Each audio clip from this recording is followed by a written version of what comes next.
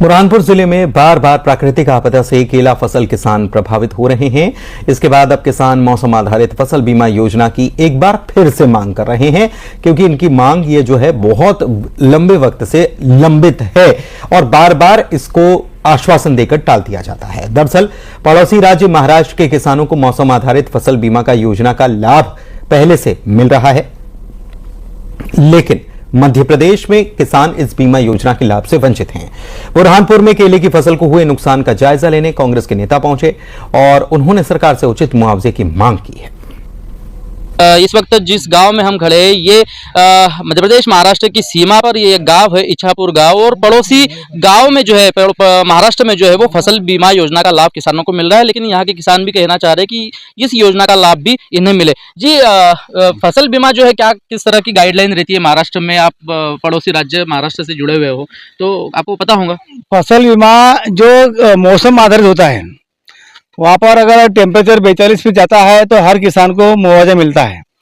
अगर बारिश होती है तो जब भी बीमा मिलता है। तो हमारा ये है कि मौसम आधारित बीमा जो केली धूपकाले में आती है, और धूपकाले में आने के बाद में 15,000 रुपये हेक्टेयर का बीमा होता है वहाँ पर, तो 70,000 रुपये 50,000 रुपये हेक्टेयर लोग देते हैं।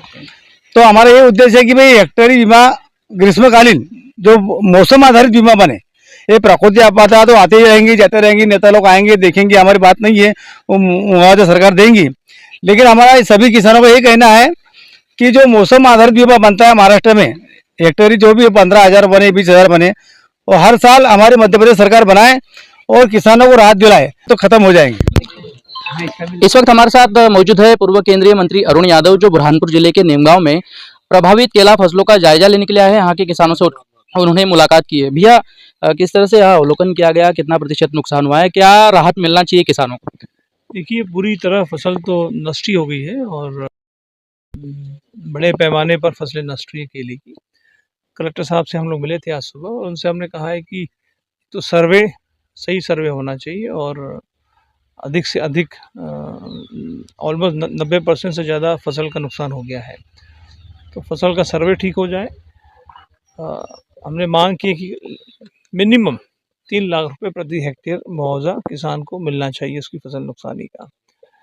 तीसरी हमने मांग की है कि जो बिजली के बिल हैं और जो बैंक का इंस्टॉलमेंट्स वगैरह है उसमें भी राहत देने का काम सरकार को करना चाहिए।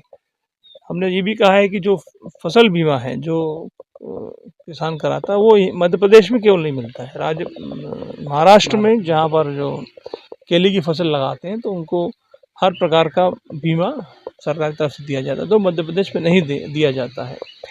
बुरहानपुर एक ऐसा जिला है जहां पर सबसे अधिक केले की फसल हमारे काश्तकार लगाता है। इन सब मांगों को लेकर हमने आज कलेक्टर से बात किया है और अभी नीमगांव में हम खड़े हैं।